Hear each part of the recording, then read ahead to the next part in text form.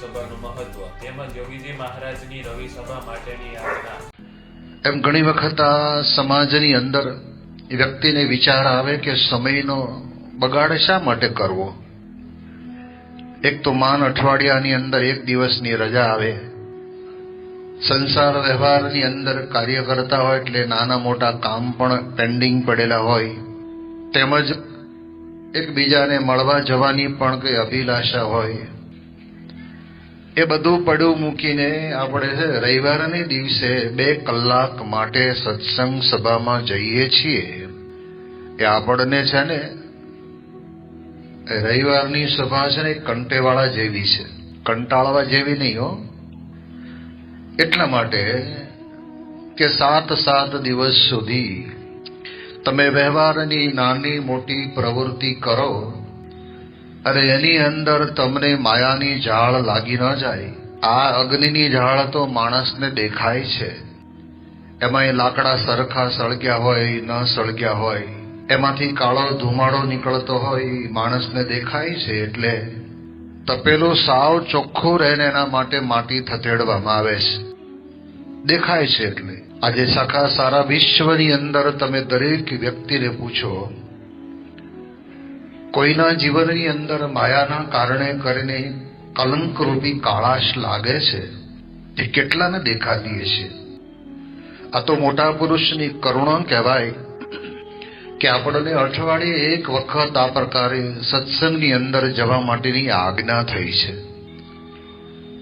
ઠીક છે, તેમ છતાં પણ અડધો કલાક, પોણો કલાક આપણે લેટ પણ આવીએ. એનું કારણ શું બને છે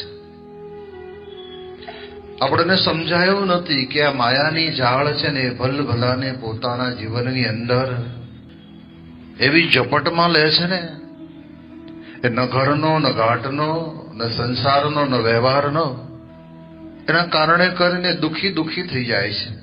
પરંતુ મોટા પુરુષની અગમ દ્રષ્ટિ છે, એમનું વિઝન બહુ જ મોટું ભવિષ્યનું છે કે ભવિષ્યની અંદર આમ તો આપણને બધાને શિક્ષાપત્રી જેવા ગ્રંથની અંદર ભગવાન સ્વામિનારાયણે આજ્ઞા કરી કે નિત્ય પ્રત્યે ભગવાનના મંદિર પ્રત્યે જવું. એમાં સાયંકાલ લખ્યો છે. દર્શન કરવા, ભજન ભક્તિ કરવી, કથા વાર્તાનો લાભ લેવો, એક પરંપરા સ્વામિનારાયણ સંપ્રદાયની અંદર હતી. મહારાજે આજ્ઞા કરી છે, પણ મોટા પુરુષ આપણને સમયને અનુકૂળતા આપીને, કન્સેશન આપીને કહે છે કે અઠવાડિયે એક વખત તો જવું. આ એક જ માર્ગ એવો છે કે માણસને પોતાના મનની અંદર જવા આવવામાં ઘણી વખત મન હા ના પાડે, કંટાળો આવે. આપણે જાણીએ છીએ કે આપણા જીવનની અંદર કેટલા બધા ઇલેક્ટ્રોનિક સાધનને આપણે વાપરીએ છીએ. બહુ વર્ષો પહેલાની વાત છે કે અમે ઉત્તર ગુજરાતના ગામડામાં ફરતા હતા, અરે ત્યારે તે વખતના સમયની અંદર બ્લેક એન્ડ વ્હાઇટ ટીવી એક ભાઈના ઘરમાં હતું. કલરની વાત નહીં, બ્લેક એન્ડ વ્હાઇટ. એને મેં પૂછ્યું કે તમારું ટીવી કેટલા રૂપિયામાં આવ્યું? તો મને કહ્યું, મને કે 15,000 આવ્યું. હવે બ્લેક એન્ડ વ્હાઇટ ટીવીને સાચવી રાખવા માટેનો શોકેશ બનાવ્યું, એટલે કે લાકડાનું એવું સારું કબાટ બનાવ્યું, એકદમ આમ ખૂણાના કોર્નર ઉપર રહે, કોઈને બીજે નડે નહીં. એ તો બરાબર છે, એ બનાવ્યું. એટલે મેં એમને પૂછ્યું કે આ કેટલામાં થયું? મને કે 20,000માં. ટીવી 15,000નું. ટીવીને ઉપર પાછી ડસ્ટ ન ચડે એટલા માટે ઉપર પ્લાસ્ટિકની ચેઇન વાળું કવર ચડાવેલું. ત્રણેય બાજુથી માનવ સર્જિત એક ઇલેક્ટ્રોનિક સાધનને સાચવવા માટે થઈને માણસ કેટલા પ્રયત્ન કરે. મેં એમને બીજો પ્રશ્ન પૂછ્યો કે તમે રોજ 24 કલાક જોયા કરો? અરે સ્વામી, એવો ક્યાં ટાઈમ છે? આ તો સાંજે આવ્યા હોય ને વાળું પાણી કરીને બેઠા હોય તો ઘડીક એમ લાવો કે સમાચાર જોઈએ કે ગુજરાતમાં, ભારતમાં, મહારાષ્ટ્રમાં શું હાલે છે, નજર નાખી દઈએ. અડધો કલાક બહુ તો, પછી પાછું ઢાંકીને મૂકી દઈએ. મેં ત્રીજો પ્રશ્ન પૂછ્યો કે તમે આ ઉપર પ્લાસ્ટિકનું કવર શા માટે નાખો છો? લાકડાનું શોકેસ તો બનાવ્યું જ છે. મને કે સ્વામી આ તો ઇલેક્ટ્રોનિક આઇટમ કહેવાય. અમારે સોસાયટીની બાજુમાંથી પાછળ રસ્તો જાય છે, બસ ને ખટારા ને દૂધના ટેન્કર ને રિક્ષાવાળા ને ગાડીઓવાળા ને બધા જતા હોય ને ધૂળ ઉડી ઉડીને આવે અને પછી ટીવીના સ્ક્રીન ઉપર કહેતા કાચ ઉપર એવી ડસ્ટ લાગી જાય એટલે જેવું ચિત્ર જોવું જોઈએ એવું ચિત્ર બરાબર દેખાય નહીં ને એટલે એમાં ન ચડે એટલા માટે થઈને આ પ્લાસ્ટિકનું કવર ચડાયું છે. આપણે સમજી શકીએ છીએ કે પૈસા ખર્ચીને તમે આ એક ટીવીનો દાગીનો લીધો છે એટલે તમને મનમાં વિચાર આવે. આપણા શરીર માટે વિચાર કરીએ તો ખબર પડે. પહેલું અંતર્ગત એ વિચાર કરવાનો કે ટીવીનો બનાવનાર કોણ? તો કે મનુષ્ય. માણસને બનાવનાર કોણ? તો કે ભગવાન. તો બેની વચ્ચેનો ભેદ કેટલો જુદી પ્રકારનો છે. અને એમાં પણ આપણને ખબર છે ઘણી વખત જીબી નો કરંટ આપણે લીધો હોય, ઇલેક્ટ્રિક પાવર આપણા ઘરમાં આવતો હોય, પણ કંઈક વીજળીના કડાકા ભડાકા થાય, વરસાદ પડે, એ ડીસી ની અંદર આગ લાગે, એ ડીસી ની અંદર જે કરંટ આવતો હોય 220 કરીને આપતો હોય એને બદલે 400 થઈ જાય એટલે બધાના ઘરમાં ફ્રીજ ને ટીવી ને રેડિયા ને પંખા ને ટ્યુબલાઇટ ને ભડાકા થવા માંડે. થાય છે. જ્યારે ભગવાને આપણને આ શરીર આપ્યું છે એની અંદર ભગવાને કેવી સરસ રચના કરી છે. આ તો તમે 15,000 ની વાત કરી, પણ અત્યારે તો 3-5 લાખ રૂપિયાના ટીવી આવે છે. જેના ઘરની અંદર હશે એને ટીવી ચાલુ કરશે પણ આંખે નહીં દેખાતું હોય તો શું કરશું? ટીવી બગડે તો એને રિપેર કરી શકાશે, આંખ બગડે તો એને રિપેર નથી કરી શકાતી. આંખ વડે કરીને જોવાનું છે, આંખ બરાબર હશે તો જ દેખાશે. તો આંખની અંદર જન્મ થયો ત્યારથી માંડીને દરેક વ્યક્તિને એ જોવા માટેની દ્રષ્ટિનું તેજ મૂકનાર ભગવાન છે. એ આંખને આપણે સાચવવી કે નહીં? વૈશાખના વાયરા વાય ને ત્યારે એવું કહેવાય છે કે ડમરી ઉડે, એમાં વળી પાછું વંટોળ આવે અને એવું ઘુમરી ખાતો ખાતો વંટોળિયો આમ આવે ને ત્યારે આપણે એમ જોઈ લઈએ કે મળવા આવે છે, આમ કરી દો, નહીતર આંખમાં કણા પડશે, કાઢવા ભારે પડશે. કરતા કરતા તો આમ એકાદું પડી જાય ને તોય ખટક્યા જ કરે. જ્યાં સુધી આંખમાંથી નાનું એવું માખના ટાંગા જેટલું પડેલું કણું બહાર ન નીકળે ત્યાં સુધી તમને સુખ નહીં આવે. એનો આપણને વિચાર આવશે. પણ આંખ કોક જગ્યાએ જઈને પડે છે એનો કોઈને વિચાર આવ્યો? આજે નવરાત્રના દિવસોની અંદર બહાર જ્યારે શહેરની અંદર લટાર કરતા હોય ત્યારે, કોલેજની અંદર જ્યારે અભ્યાસ કરતા હોય ત્યારે એ તો સ્વાભાવિક છે કે ભાઈ કોલેજ એટલે કોલેજ. આપણી નજર કેટલી બધી જબરજસ્ત ચારે બાજુ ફરતી રહે છે અને જોયેલું આપણા ચિત્તની અંદર ચોંટી જાય છે. એને કોણ ચોખ્ખું કરશે? હમણાં જ એક ભાઈ બારેજાની અંદર રહેતા હતા, એને મને ફોન કરીને કીધું કે સ્વામી મારા પિતાને ઓપરેશન કરાવવાનું છે, આંખમાં થોડું પાણી ભરાયું છે, કાઢવાનું છે, તો તમે પ્રાર્થના કરજો સારી રીતે ઓપરેશન સક્સેસફુલ થઈ જાય. યોગાનું યોગ બોચાસણ હતો એટલે સ્વામીશ્રીની પૂજાની અંદર મેં માળા કરી, એના વતી પ્રાર્થના કરી કે આ ભક્તનો ફોન હતો અને આવું છે, દયા કરજો. ઓપરેશન થઈ ગયું, સક્સેસફુલ થઈ ગયું, પાણી પણ નીકળી ગયું, આંખે દેખતા પણ થઈ ગયા. જે સાવ ઓછું દેખાતું હતું એને બદલે તે વખતે દેખાતું થઈ ગયું. તો આપણે સમજી શકીએ છીએ કે ડોક્ટર છે એની લાઈન પ્રમાણે એને જ્ઞાન છે એટલે એના પ્રમાણે એ પોતે વિધિ વિધાન કરે છે, ઓપરેશન કરીને બધો જ રસ્તો ચોખ્ખો કરી દે છે. પણ યાદ રાખવાનું, એ કદાચ ગયેલી દ્રષ્ટિને કોઈક પાછી લાવી પણ આપે. પણ આપણી ગયેલી દ્રષ્ટિ, આપણી ભારતીય સંસ્કૃતિને ટકાવી રાખવા માટેની આપણી જે દ્રષ્ટિ, જેને વડે કરીને આજે વિશ્વ જગતની અંદર તમે જોવા જાઓ કેટલાના મન, કેટલાના વિચારો વ્યભિચારને માર્ગે વળી ગયા છે. એ નહીં ખબર પડે. થોડા વર્ષો પહેલા એક ભાઈ નવરાત્રાની અંદર વડીલ હતા, અમે લોકો ત્યાં મંદિરે હતા, ત્યાંથી પછી અમે સભા કરવા ગયા. એટલે એ લોકોને એમ કે સ્વામીને તો મોડું થશે આવતા, એટલે આપણે હાલો આંટો મારી આવી. હવે એને કઈ રમવાનું તો હતું જ નહીં.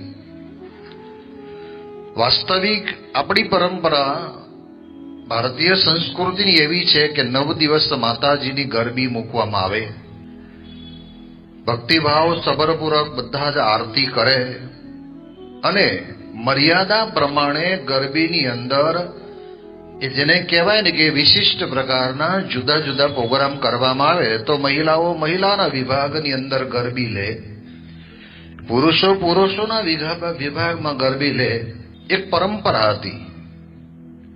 ધીમે ધીમે ધીમે સ્ત્રી પુરુષ મર્યાદા ચૂકાઈ ગઈ ને એના કારણે કરીને આજે સમાજની અંદર કેટલા બધા પ્રશ્નો છે. દર 100 માણસે એક માણસ એવો હશે કે જેને પોતાના ઘરની અંદર કાં તો દીકરાનો પ્રશ્ન હશે ને કાં તો દીકરીનો પ્રશ્ન હશે. શામાંથી આવ્યો સમજી શકાય એવું છે. અત્યારે આપણે ઘણી વખત છાપામાં વાંચીએ છીએ કે ફલાણા ગામની અંદર એક સાથે 3 જણાને ડંગ્યુ થયો અને મૃત્યુ પામ્યા. તો આપણને તરત જ વિચાર આવે કે સરકાર કરે છે શું? સરકારને આપણે હવે ફરિયાદ કરીએ, ત્યાંથી પછી એના માણસો આવે, દવા છાંટે, જે કંઈ કરવાનું એ કરે. એક નાનો મચ્છર તમને ખબર નથી, એ તમારા શરીર ઉપર કરડે છે અને કરડે એટલે એ ખાલી લોહીનો ટસ્યો જ લે છે. એ ટસ્યાની સાથે એની ચાંચ વડે કરીને એનામાં રહેલો જે રોગનો પ્રભાવ છે એ આપણા શરીરની અંદર નાખી દે છે. અને એના કારણે કરીને માણસને 1 દાડો 2 દાડે 3 દાડે તાવ આવે, માથું દુખે, દવાઓ કરવામાં આવે, છતાંય પણ મેળ ના પડે.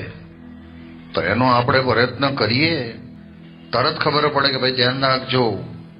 ઘરની અંદર અગ્નિ પ્રગટાવીને થોડીક રાઈ નાખીને એનો ધુમાડો કરો તો પણ કહે છે કે કદાચ એ મચ્છરો જતા રહે.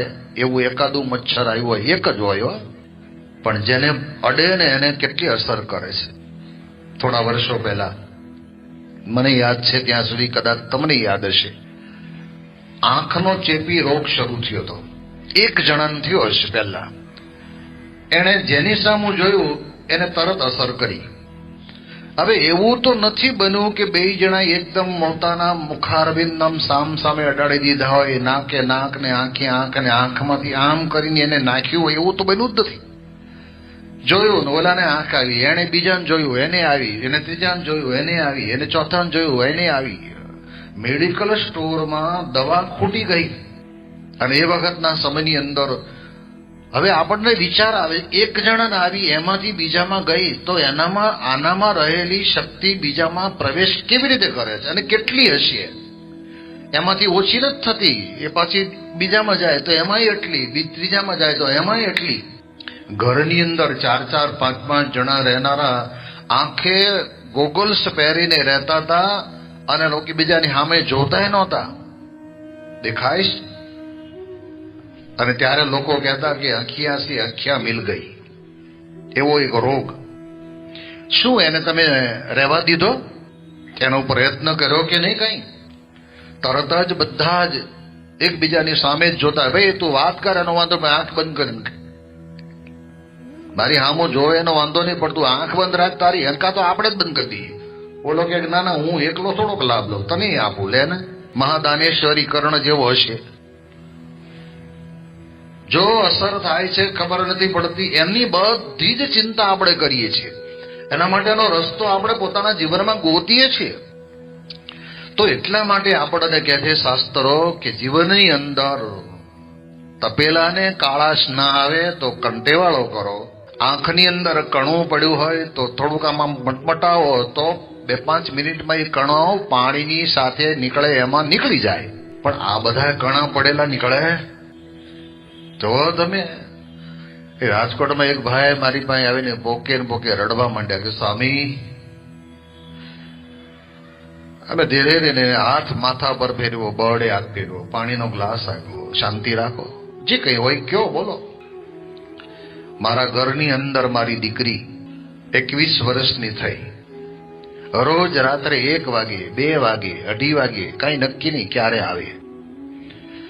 રાજકોટ શહેરની અંદર મારી પ્રતિષ્ઠા, મારી પ્રતિભા અને હું ગર્ભ શ્રીમંત છું, કાલ કોઈ આમાં આંગળી ન ચીંધી શકે.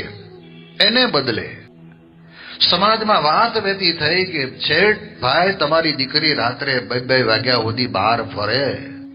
એટલે રાત્રે તે વખતના સમયની અંદર દીકરી મોડી આવી છે. એટલે ધીરે એને કહ્યું કે બેટા, આપણે ગુજરાતમાં રહીએ છીએ, ભારતીય સંસ્કૃતિને વરેલા છીએ, અમુક નિયમ અને ધારા ધોરણ તો દરેક વ્યક્તિ માટે સમાન હોય છે ને, એટલે જરા ટાઈમે આવું તો ભણવા જાય છે, મને વાંધો નથી. તું તારી બેનપણીને જ્યાં રહેતી હશે એની મને વાંધો નથી. તો કદાચ ત્યાં આગળ જઈને એકબીજા ચર્ચા કરતા હશે, અભ્યાસવાદ, એને વાંધો નથી. પણ મર્યાદામાં રહીને કરવામાં આવે તો કાલ સવારે તારું કોઈ પણ પ્રકારનું માગું આવે ને તો અમે પ્રેમથી કહી શકીએ. માટે તું 11 વાગે મોડામાં મોડું ઘરે આવી જવું, રાતના આવી રીતે મોડા આવે સારું નહીં. આટલું કીધું. દીકરી પોતાની રૂમમાં જઈ ટેબલ ઉપર બેસી નોટનું પત્તું ફાડી કાગળ લખ્યો, પૂજ્ય પિતાશ્રી, તમારા આકરા વેણ વડે કરીને મારું હૈયું વેંધાઈ ગયું છે. દરેક વ્યક્તિ સ્વતંત્ર છે, કોઈના ઉપર કોઈનું ભારણ ન હોવું જોઈએ. તમારો જમાનો જુદો હતો, અમારો જમાનો જુદો આવ્યો છે, અને અમે જે કરીએ એમાં તમારે શું માથાકૂટ. હવે પછી જો આ બાબતની અંદર ક્યારે મને કીધું તો મારા શરીર ઉપર રહેલા દુપટ્ટાને પંખાના હુક હારે બાંધીને આત્મહત્યા કરીશ અને સુસાઇડ નોટમાં લખીને જઈશ કે આ મારા મૃત્યુ પાછળનો જો કોઈ કારણ હોય તો મારો બાપ છે. જો આ બધી ગંભીર પરિસ્થિતિઓ છે, આપણને ખબર નથી પડતી.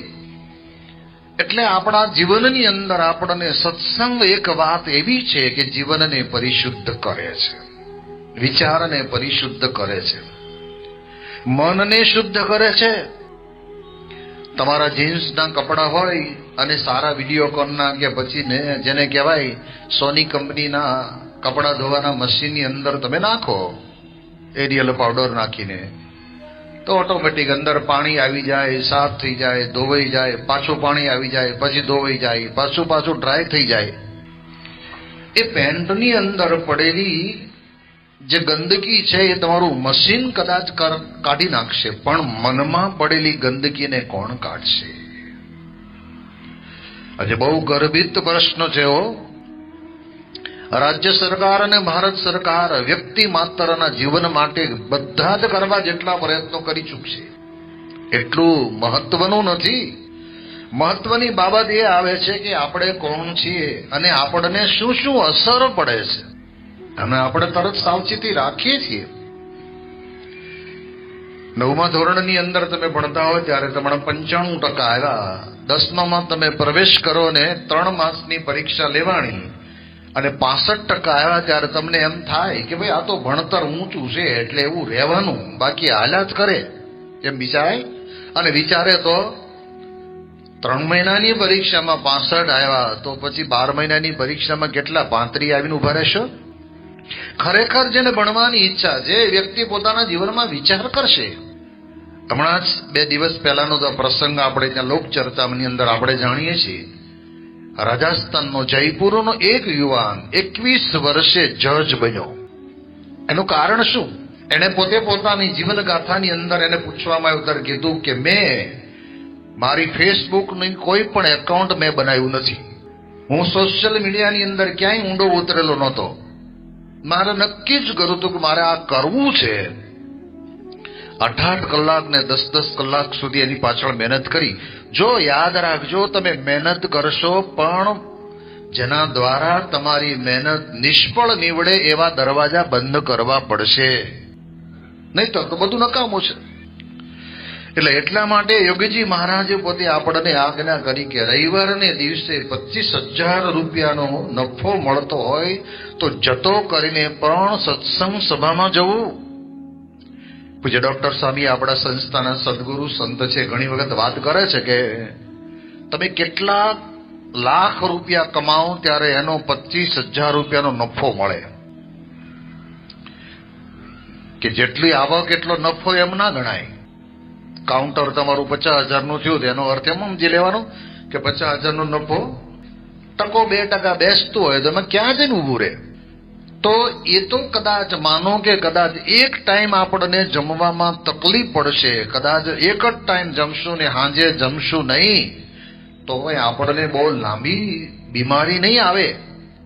પણ આ બધાની પાછળ જ્યારે આપણી એક સંસ્કૃતિને આપણે છોડી દઈએ છીએ, જે ન જોવાનું જોઈ લઈએ છીએ, ન ખાવાનું ખાઈ લઈએ છીએ, ન વિચારવાનું વિચારી લઈએ છીએ, ન સાંભળવાનું સાંભળી લઈએ છીએ, આ બધું આપણા જીવનની અંદર આપણને દુઃખરૂપ છે. એટલે મોટા પુરુષની આ એક આગમ ચિંતા છે કે તમે સત્સંગની અંદર જાઓ. બહુ ચોખ્ખું ગણિત છે, આ નહીં દેખાય. પ્રમુખ સ્વામી મહારાજ પોતે આ લોકની અંદર પ્રગટ થયા. બ્રહ્મ સ્વરૂપે યોગીજી મહારાજ 1971માં ધામમાં પધાર્યા. ત્યાર પછી એમના શિરે 2 જવાબદારી, એક તો સંસ્થાના પ્રમુખ તરીકે અને બીજી સત્સંગની અંદર ગુરુ ગાદીએ, ગુરુ પદે 2 જવાબદારી સંભાળતા હતા. 71, 72, 73 સુધી. અને 74ની સાલની અંદર પહેલી વખત બોચાસણવાસી અક્ષર પુરુષોત્તમ સંસ્થા ગણો કે પછી સ્વામિનારાયણ સંપ્રદાયનો કોઈ સંત ગણો, એ 74ની અંદર પહેલી વખત પ્રમુખ સ્વામીજી મહારાજ 14 સંતોની સાથે અમેરિકાની અંદર પધાર્યા. તે વખતે ત્યાં રહેનારા 2-3 હરિભક્તો જ હતા. એ લોકોને વ્યક્તિગત પોતાની કોઈ કાર નહોતી. એ લોકોને જવાનું હોય જોબ કરવા માટે તો સિટી બસ હોય, બસની અંદર આવન જાવન કરે. યોગીજી મહારાજ એવું બોલેલા, ડોક્ટર કેસી પટેલે કહ્યું 70ની અંદર કે બાપા હવે અમેરિકા પધારો. અરે ત્યારે યોગી મહારાજ કે અમે નહીં આવીએ, અમારા બદલે પ્રમુખ સ્વામી આવશે, તે અમારું સ્વરૂપ છે. અને પ્રમુખ સ્વામી મહારાજ ત્યાં પધાર્યા. તે વખતે એમણે આખા અમેરિકાની અંદર જુદા જુદા મોટા મોટા નાના મોટા હરિભક્તોના ઘરે પધરામણી, પછી સત્સંગ સભાઓ, વ્યક્તિગત મુલાકાત, એ બધું કરતા કરતા પહેલું મંદિર એક નાનું એવું બેઝમેન્ટ હતું, જેને 15 બાય 20નું કે એટલું જ હશે લગભગ, એનાથી મોટું નહીં, એવા બેઝમેન્ટની અંદર 4 દિવાલો, બારી બારણા, લાઇટ પંખાની વ્યવસ્થા, અને એમાં અક્ષર પુરુષોત્તમ મહારાજ અને ગુણાતીત ગુરુવર્યોની પ્રતિષ્ઠા પ્રમુખ સ્વામી મહારાજે 1974માં કરી. આશ્ચર્યની વાત એ છે કે 1992 સુધી એક પણ સંત ત્યાં આગળ અમેરિકામાં નહોતા. 71 થી માંડીને 92 સુધી, અને અત્યારે 92 પછી જે સ્વામીજીએ વિચરણ કરીને જે સત્સંગની જમાવટ કરી, અત્યારે 60 થી 70 સંતો ત્યાં અમેરિકામાં રહે છે. અને કેન્દ્રો તો એટલા બધા દિવસે ને દિવસે વિકસતા જાય છે. જો ત્યાંના લોકો પણ જાણે છે કે અહીંયા આત્માની પરમ શાંતિ લેવી હોય તો શનિવારે અને રવિવારે મંદિરે જવું ને જવું જ. તો આપણા જીવનની અંદર યોગીજી મહારાજે આપણું જીવન પરિશુદ્ધ રહે એના માટે કેટલી ખેવના રાખી. અત્યારે 2.5 વર્ષના 3 વર્ષના બાળકો પ્લે હાઉસની અંદર જાય ને, ત્યારે એની માતા એને કપડા નવરાવી, ધોરાવી, માથું ઓળી, તેલ નાખી, આંખમાં મ સાંજી, કપાળમાં ચાંદલો કરી, અને જે પ્લે હાઉસના ડ્રેસ હોય ડ્રેસ પહેરાવી, પટ્ટો બટ્ટો બાંધી, હેઠે ચરડી પડી ન જાય એટલા માટે બધું કરી આપે. અને અહીંયા આગળ એક રૂમાલ લટકાવી આપે છે, નાનો એવો, એનો પાછો આમ 3 ખૂણો લટકાવીને ક્યાંય પિન મારી હોય, એનું આઈ કાર્ડ હોય. છોકરાના બે વસ્તુનું ભાર શું કરવા આપવાનો? એક તો માંડ હાલી શકતો હોય, આંગળી પકડીને જતો હોય.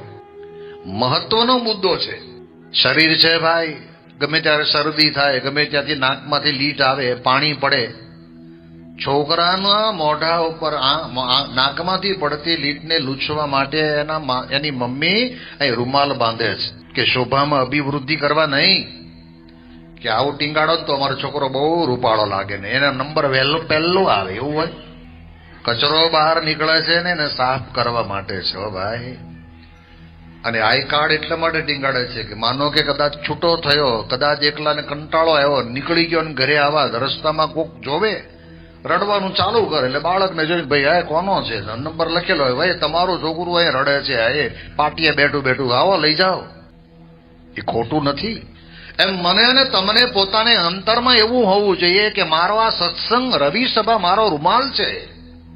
ક્યારે આંખમાંથી પાણી આવે, ક્યારેક છીંક આવે, ક્યારેક નાકમાંથી શેડા આવે, લીટ પડે, કઈ નક્કી છે?